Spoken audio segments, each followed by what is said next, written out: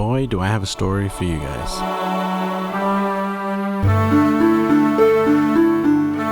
On October 21st, I went to Montego Bay, Jamaica to be a groomsman in my best friend's wedding. And while the wedding went perfectly, none of us knew that a hurricane was on its way and that nobody was going to be able to get out in time. I'm making this video so you guys can get a first-hand experience on what it was like surviving one of Jamaica's strongest hurricanes in the part of Jamaica that was probably the hardest hit. And I'm going to describe to you guys what it was like being saved by a nonprofit named Greybull Rescue and all the positives and the negatives of that experience as well. I do want to preface that everything in this video is just my experience and how we were feeling at the time, especially regarding the rescue. We are eternally grateful that we were rescued at all, especially considering some of us had medical conditions that needed to be addressed immediately. That being said, let's get right into it. We arrived for the wedding around October 21st, and it's an all-inclusive resort. It's Secrets Wild Orchid, and after you pay for the stay, the food's free, the alcohol is free, and pretty much everything on the resort is free except for the spa. I'll say from Tuesday up until Saturday when the wedding happened,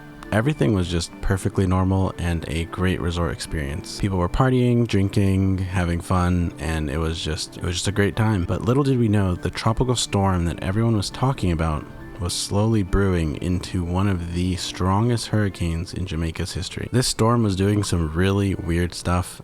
I don't think anyone could have predicted that it was going to be this strong, considering it decided to just gather power in the ocean and did not come for us until it had become a Category 5. So the wedding happens on Saturday, and right then and there, after the wedding, people try to get flights out, but Jamaica closes the airports the day after at noon. Most of the wedding party was planning to leave around Monday or Tuesday, but since the airport got closed on Sunday, people were trapped and could not leave. You know, it's my best friend's wedding, so there is no way I'm leaving on Saturday before, because this is a once-in-a-lifetime thing. Not to mention, nobody knew that this was going to be that bad. And most people on the resort have no idea either. They're just relaxing, chilling. We do get news on Sunday that there will be a reduced rate, so we're not paying as much to be there since we can't leave, since the airports are closed. But people don't think much of it. It's just, you know, another storm that we're going to weather, and when we come out, we'll just leave and the airport will open. But that didn't happen. So if you remember, I said the airports closed on Sunday. This was at noon, and most people were confused because the weather seemed pretty clear. There was not much wind and there was not much rain, so it was really confusing that the airport was closed. We thought it was going to get bad overnight, so they closed early. That's fine. But Monday comes around and it's still not windy or rainy. So a lot of people are feeling that they could have kept the airport open at least one more day, and then we could have had a lot more people getting out. But there's nothing we can do here. We're stuck on the resort. It wasn't until Monday at about 9 p.m. that the resort tells us that they're actually going to take this a little more seriously, and they want us to evacuate at 6 a.m. on Tuesday. And I know you're thinking, where would you evacuate to? There is a central ballroom. It's the building where the wedding took place on the resort, and they say that it is the strongest structure there, so they want us to evacuate at 6 a.m. on Tuesday. They're telling us this at 9 a.m. on Monday. So they tell us to pack a little bit of a small bag with your personal belongings and make sure you're down there at 6 a.m. So people pack their essentials and they get ready for that overnight. But then midnight hits and the resort tells us something interesting. They say that the evacuation is actually being pushed up to right now. Get out of your rooms and pack your stuff. Get out. Get into the ballroom. And the reason for this is because Melissa has picked up speed and she is coming for us directly. Based on the projections, we are right in the middle of the storm and we are gonna get the full force of the hurricane, Category 5. So now people are freaking out because we all have to run to the ballroom while it's actually getting very windy at this point. The types of winds right now are more than the windiest day I've ever experienced in the US, so we know that things are getting serious. So, you know, 1 a.m., 2 a.m. hits and everybody is inside the ballroom. We have about 600 people here, all on the floor, just trying to find space and basically weather the storm together. At this point, we've noticed that there is now a leader of sorts. He is a tall, bald German man named Philip, and he is basically leading the charge on getting people organized and making sure things are okay, answering questions that people have. And he seems to know what's going on, and he knows about the building structure, and he knows that this building actually is the safest place that we can be. And I'm not gonna lie, with Philip leading us, it does feel a lot safer, and most people are calm. Some people are annoyed that they have to be there in the first place, but everything seems good. For reference, we were supposed to evacuate at 6 a.m., but the storm is actually supposed to get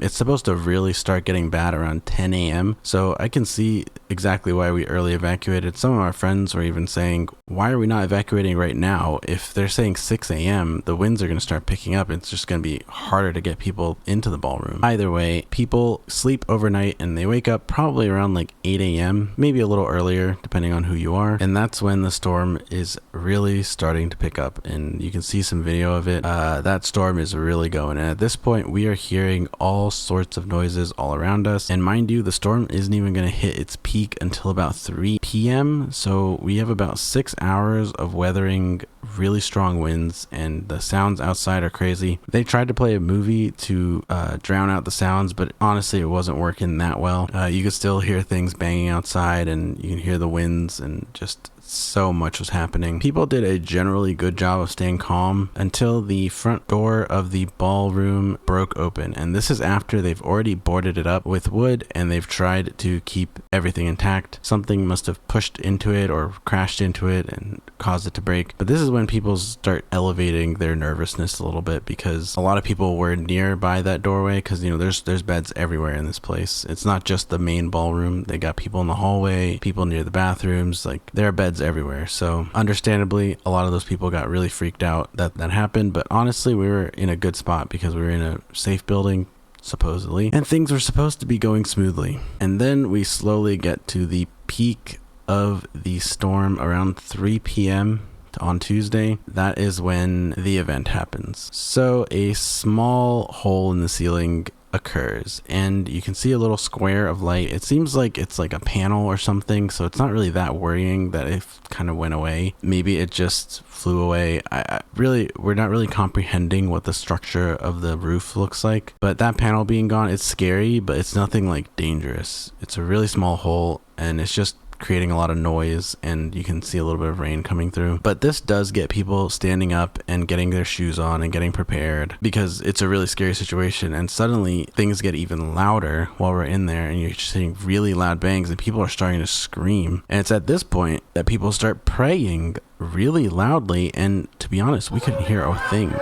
I was trying to sit there and hear if the roof was going to collapse, but people were just praying really loudly, and I'm not blaming them for praying, but in the moment where we're trying to hear if you hear any creaking or something of the roof collapsing, it was actually very distracting. And then, almost like a movie, at the crescendo of them praying louder and louder, the roof collapses. And that is when people start going crazy. You have people running around. You have fight, flight, freeze, every single response. You have people in the fetal position on the ground, just unable to move, unable to function. You have people running around. Someone screamed, "Everyone run for your lives," which did not help.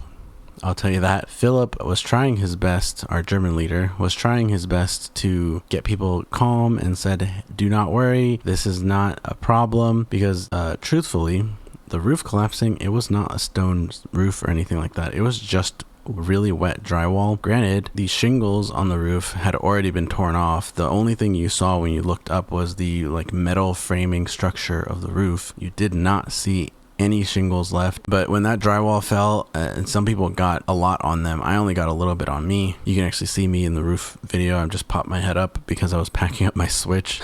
Side note, I packed up my Switch and I forgot my shoes. So yeah, I'm kind of thinking that my priorities may have been in a different spot than they should have been at that moment. But that's a conversation for another day. So yeah, the roof crashes and people are freaking out. Philip is telling us that there is a secondary location that we can go to. And I'm like, where could that be? It's the basement. So we slowly try to make our way to the basement. People are trying not to push each other, but a lot of people are very nervous. We have to get 600 people down to the basement going down the stairs. And while we're there, I am noticing that the basement is fully stone.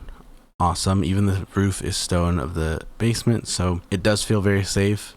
Philip is convincing us that this is a very safe place to be, so we hang out there. So we were probably in that basement from about 3 p.m. to about midnight. So we spent about 9 hours together in that basement. We got a little bit of food, we got a little bit of water. The basement seems to be where the kitchen was, so there was just a lot of food and water available. We were not in trouble in terms of the bare necessities. We were in trouble in terms of the storm taking down the building and maybe killing people. And I didn't mention this before, but there were people who decided not to evacuate. They stayed in their hotel rooms and just weathered the storm, either in their bathtub, in their closet. Some of them just slept through the storm and took some meds. I don't know.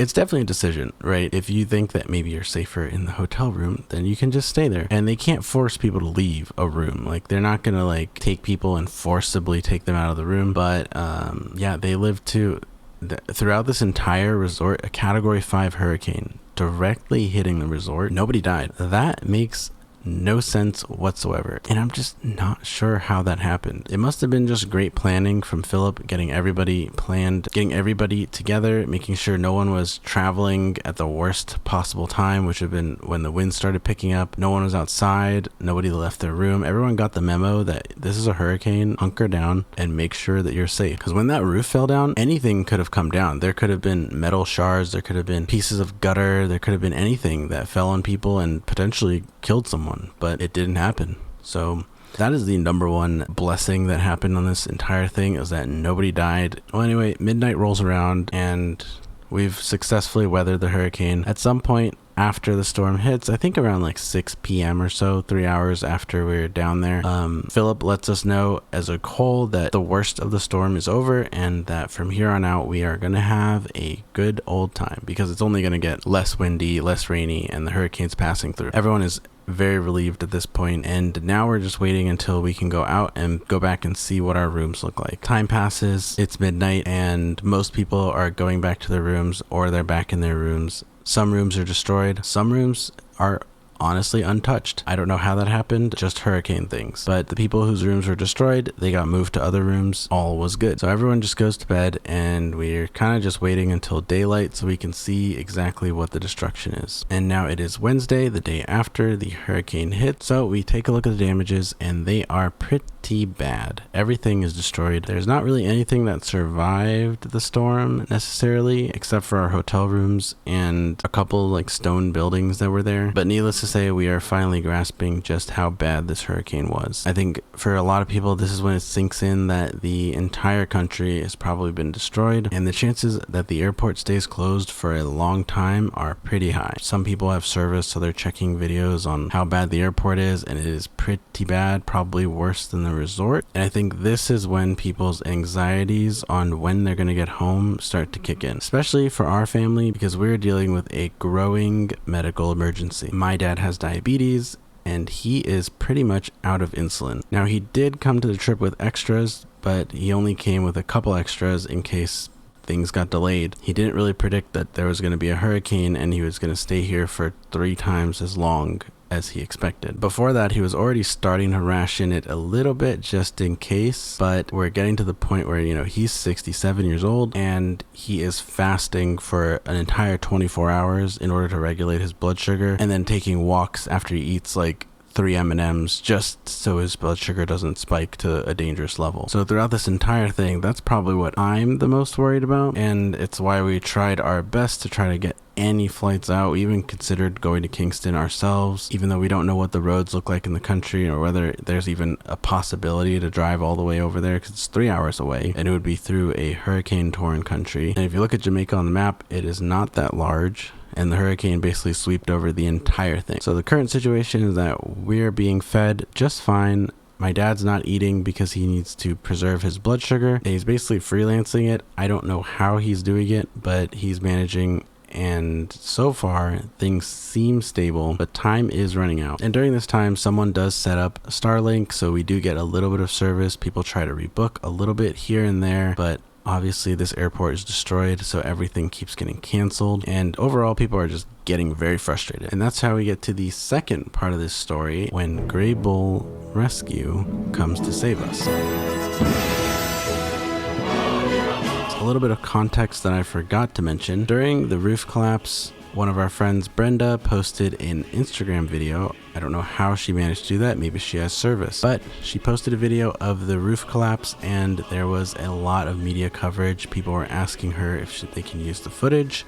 People were asking her for interviews, but obviously we were in the middle of a hurricane. There's no way she was going to get an interview out. We just didn't have service. So it was very public that, Secrets Wild Orchid was experiencing the hurricane's full force. I suspect that some of the news coverage did help us get Greybull there, because otherwise how would they know that we are all stranded here? I think that video really did help us get awareness of just how many people were at this resort and stranded. So Greybull arrives and they set up their own internet for us to use, and they're telling us that they can secure us a bus ride all the way to Kingston, which is 3.5-4 hours away. They can also get us a flight to Tampa, Florida. Honestly, when Greybull arrived, it almost seemed too good to be true. So a lot of us were skeptical. We did do our due diligence. We checked that they had a lot of rescues. We checked that they're a real org and not like some weird scam. They do save people. They have been to multiple countries. Many people have been saved by them, and there's plenty of news coverage showing that they are a real entity. So that did give us a lot of faith that they would be able to get us all the way to Tampa, Florida, like they promised. All we had to do was go on their website.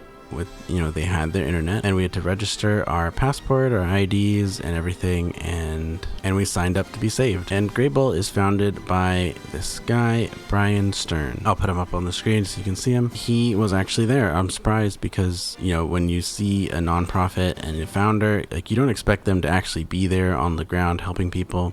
But there he was helping us out. And while we were there, we were told some of the details, because obviously people had questions like, how many buses are there? How many people can you accommodate? You said you have flights. How many planes do you have? And all these questions got answered. They mentioned the buses. They said we may not be able to take our checked luggages, which, that if you can imagine, people came to a resort and they brought probably their best clothes, and most people did bring a checked bag. It was pretty difficult for people to hear that there's a 50-50 chance that they would be able to take their checked bag on the bus, because it basically means that you have to leave 90% of them behind at the resort and just give up your luggage and all your clothes and whatever valuables you can't fit in your carry-on. So that did stress people out a little bit, but it was good that they told us that there were 2 planes and that they would be able to take everybody at a certain time whenever the planes arrived, and that we were able to get the flights. And they mentioned that they had multiple planes so that everybody would be able to fly. The only part of this that was a mystery was when the buses would arrive, because they said as soon as the planes were ready and they knew when the flight was, that they would send the buses over and we would have to get on the buses and board. Easy enough. I will note that it was a bit confusing to watch kind of the demeanor of specifically Brian, the founder, because he's very energetic, very hot-headed, and some would he's a little bit of an asshole, but he's saving us, right? So like, kind of get over it, basically, is where we're at. Like, very military style, yelling at people who aren't getting in a perfectly straight line when we're lining up for things, especially when we were lining up for the buses in the morning. People just weren't perfectly in a straight line. Some people were standing next to others in line, and I can see from their perspective it does make it a little difficult to count people or whatever. But at that point, most people didn't care. We were just happy to be getting on these buses. When the buses came there in the morning, they were actually coach buses, and if you know a coach bus, it can handle a lot of luggage, so there was no problem getting the luggage on. People were very relieved about that. I'm not sure why we didn't know that the luggages would fit on there, because if maybe they didn't know they were going to be coach buses, but that was a stress that was kind of relieved from everybody, because a lot of people were prepared to leave their luggage, but a lot of people were prepared to turn around if they didn't get to take their luggage with them. So the buses arrived around like 8 a.m. and we leave for Kingston. The Kingston ride's about 3 to 4 hours. Our flight is supposed to be at 6 p.m. The bus ride was pretty easy. Most people were asleep on the bus or doing something like that. Great bus ride. Truly, we felt like this was great, and Greybull was awesome, and nothing was going to stop us. We're going to get to the airport and things are going to be good. And as we make our way from Montego Bay to Kingston, we are seeing that the entire country has been destroyed. Trees everywhere. Roads have been mostly cleared, but only the main ones. The side roads are completely covered with trees and other plants. It's going to be a while until Jamaica can rebuild. But as we get towards Kingston, we notice that the damage is a lot less. This gives us confidence that the airport is going to be fine as well, and by the time we get to the airport, it is exactly that. The airport seems to be functioning just fine. So we unload all the buses, get our luggages, and we go to the Kingston airport. It is there that Brian and his team, they start checking us in onto a flight manifest. And if you don't know what a flight manifest is, basically, it is a list of people who are allowed to be on a plane and will be flying that day. So because the planes that we got are Greybull planes, they are called charter planes. And what that means is that they are not part of an airline. The only way that you can get on it is if you are on the flight manifest. So Greybull creates the manifest, hands it to the airport, says, hey, we have this plane. These are the people on it. Can you check them through security? And then they can get on the plane. Very easy, very simple. We should all be getting out of here. It isn't until this point that Brian notifies us that the Jamaicans have messed up and now we don't have 2 planes. We only have 1. And this is when people start getting a little frustrated because now the plan is different. And it's not that bad actually. Tampa, Florida is 2 hours from Jamaica. So the plan is that the plane will go to Tampa, take half the people, come back, and then take the other half of the people. Really simple. It should be like a 5 or 6 hour delay between the first and second flight. Not a big deal, honestly. Anyone who was really complaining about that, I feel like was being a little unfair to Greybull because they're obviously trying their best here. So like you should have expected a little bit of delays of some sort. But let me tell you, the actual volunteers who were at Greybull helping us out, the medical staff, the organizers, they were some of the nicest people, the most considerate. They knew that, you know, we're in a vulnerable state. We are basically just refugees of this hurricane. We've got nowhere to be. We don't know for certain if we're going to make it home. And they were just very patient with us. Because you can imagine in an all-inclusive resort, some people were really nice and some people were just kind of dicks for no reason to the staff. And I hope that the people who were mean to the staff or did anything untoward, I hope they sit there and they think about what they did, because these are volunteers who went to go save you and you're giving them a hard time in person. It just makes no sense because they're obviously trying their best. But that aside, you know, our flight is delayed. There's going to be 2 groups of flights. Luckily, you know, they've gone through and they've checked everybody who has medical, and they've determined, you know, who's critical, who has issues, and like basically they know the status of everybody there who could possibly need medical help. That is super important because this entire time at the resort, all we had was a nurse. We didn't have any like real medical doctors doing anything. So especially for my dad, it was nice having somebody there who was checking his blood sugar every once in a while. And, you know, he was doing great. But in reality, he was a 67-year-old man who was just not eating, so his blood sugar didn't spike. And so we are just basically having a waiting game until 6 p.m. when the first flight should be going. Or so we thought. For one reason or another, you know, Brian's been blaming the Jamaicans this entire time. But, you know, 4 hours later, the Jamaicans had some problems and the flight gets delayed even further until about 10 p.m.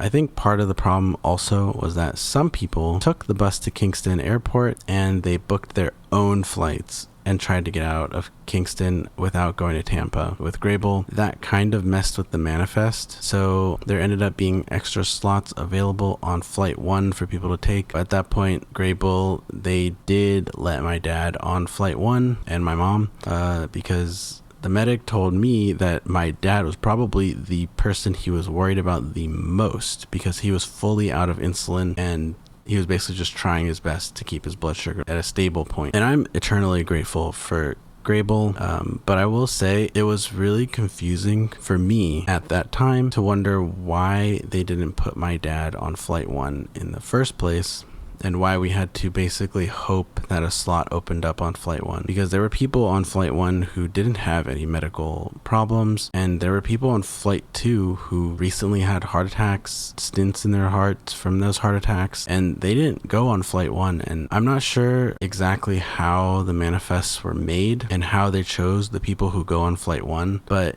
throughout this entire ordeal, that was very stressful for me. I brought it up a couple times to the Greybull volunteers, and they said, you know, once the manifest is made, it's hard to change it. And, you know, in my mind, I was thinking at any point in time, my dad could mess up the blood sugar thing and he could just end up in a critical state. So I don't know why we wouldn't prioritize him and other medical people to be on flight 1, you know, even because at the end of the day, Greybull makes the manifest. So I think there's just something there, like the triaging and like prioritization for who was going to be on the first flight. I think that should have been, and I'm not critiquing them like necessarily, but what I'm saying is at that moment for me, it felt like there was no reason that they shouldn't have had the medical people on that first flight prioritized. But anyway, flight 1 doesn't leave until 10 p.m. instead of 6. So people are a little bit frustrated about that, but it's just delays, right? Everyone's going to get to Tampa at the end of the day. People should just relax. You know, at some point, Greybull even ordered us pizza.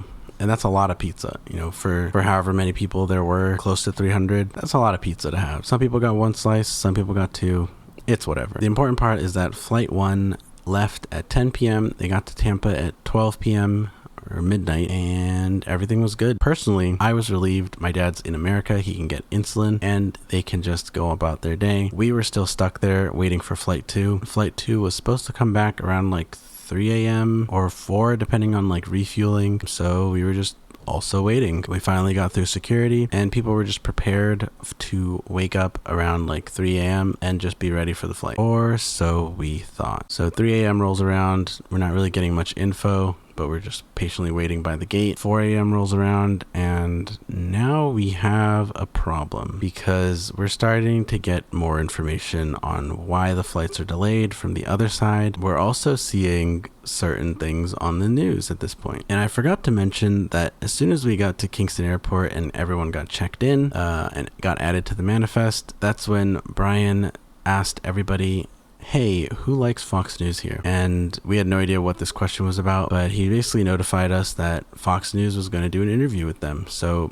he sets up his laptop and he says, anyone who wants to be in the background, go ahead and be in the background. You know, a couple people were very gung-ho and wanted to just basically aura farm in front of the camera. And some of our friends, we decided to pop our heads in the back every once in a while, which was pretty fun, honestly. That was just a very fun time. I just wanted to mention that because I forgot that. In addition, you know, we were having a lot of pictures taken. Like we would shout like Greybull Rescue and stuff as we were coming in, getting off the buses. Greybull is completely donor funded, so everything that they get is from donations. So I can understand why they wanted to have a media presence and make sure that everything was documented about how they're saving people. I have no problem with that. I just wanted to mention that, you know, I was on Fox News. But back to 3 a.m. and we are seeing some articles saying that Greybull has saved everybody. And these are news articles stating basically that they've saved all 277 or whatever amount of people, and that everyone's back in the US, which, you know, to me, I'm just like, oh, that's kind of weird because we're definitely still here, but I guess the plane's going to be here soon, so that's fine. But a lot of people took that personally, and they decided to post on social media that, hey, they said they saved everyone, but I'm still in Jamaica. I'm still waiting. I'm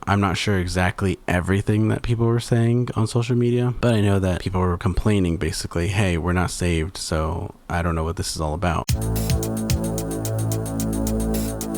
And I think this is when things really start taking a turn for the worse. Now, there's a lot of moving parts here, but I'm going to try to keep it all together so you guys can understand exactly what's happening. Again, this is just what I experienced, okay? I'm not making any judgment calls here. I'm not saying that things were right or wrong, but I'm just gonna explain what happened and you guys can make your own conclusions. So some time passes and people are frustrated because we hear around like 4 or 5 a.m. after seeing all these articles that in fact the flight coming back to Tampa is not leaving to come get us.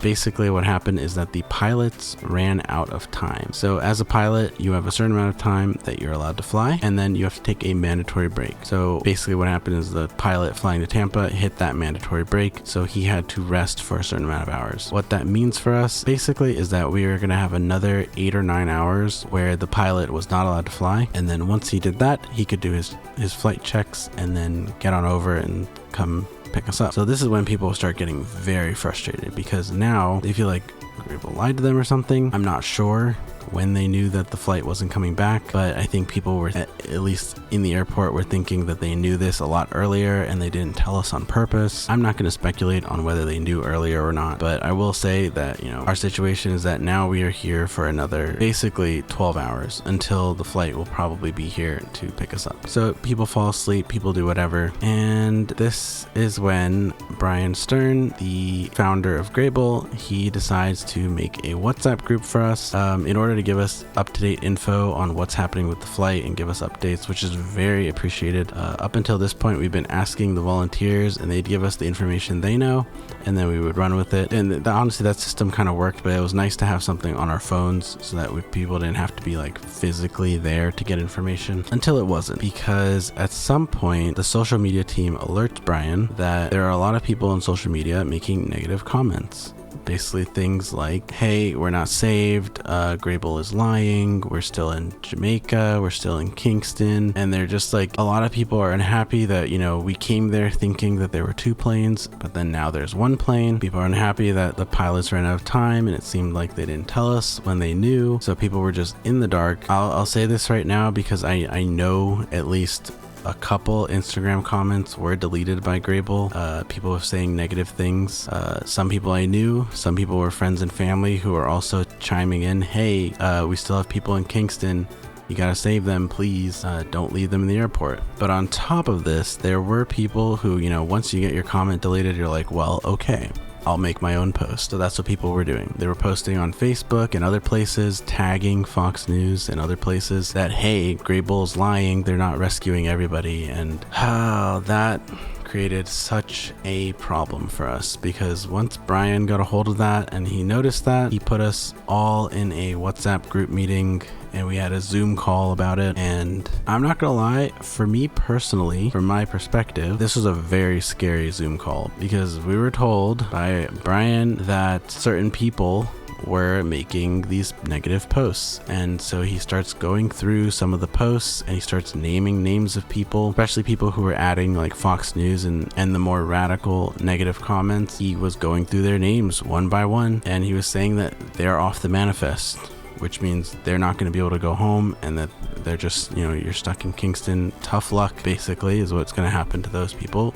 If you're not able to get on the manifest, you basically got to figure out, okay, well, I got to get my bags from the airport and then I got to figure out another way out. And so the people who made negative comments, I know at that moment, they were definitely regretting it, because, you know, Brian put his foot down and he said, you're off the manifest, you're not flying with us. Yeah, at that point, a lot of people around me were very scared.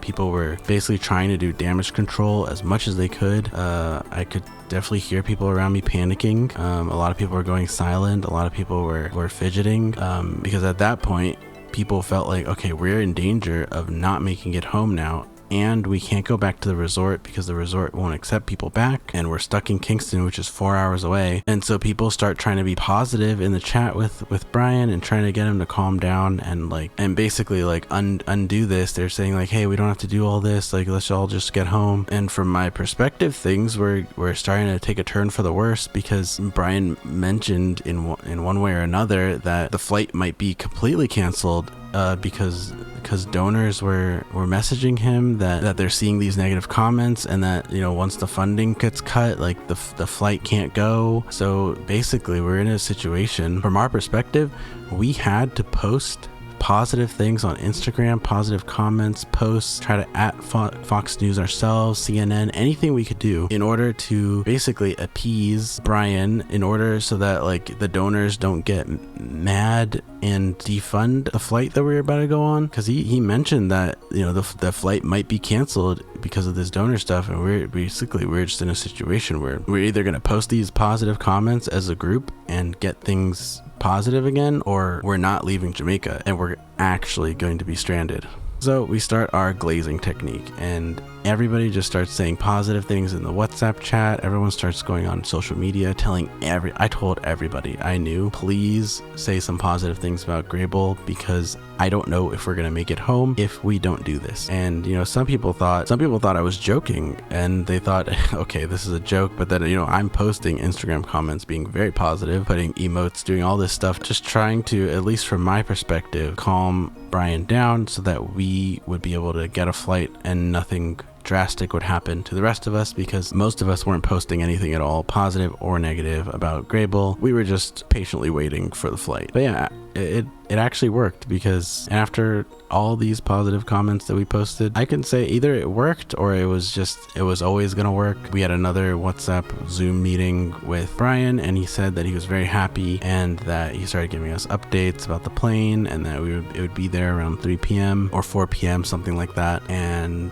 yeah, our 12-hour wait in the airport was okay. We all made it back. A couple more people got taken off the manifest for comments they had, and they decided to leave. A lot of people were taking it upon themselves and saying in the WhatsApp group, hey, I'm leaving. I'm not going to be on this flight manifest. And apparently it's really easy to take people off of a flight manifest. It's not easy to put them on. So people leaving was not a problem at all. I'm sure they had their own flights or own arrangements at that point. I know a lot of people around me were saying that the situation felt a little too unstable with them because of this social media thing and having to post positive comments. From our perspective, we had to post them in order to make the flight still go through. But more or less, anybody who wanted to be on that flight with Greybull, they did make it on that plane. Even one of the people who had been removed from the manifest, I think they talked and they figured out a way to not be removed from it. They probably talked to some of the volunteers. They got things going. At least that's what I heard from them. So at the end of the day, we all made it back, and I will be eternally grateful for Greybull, the organization, the volunteers. They're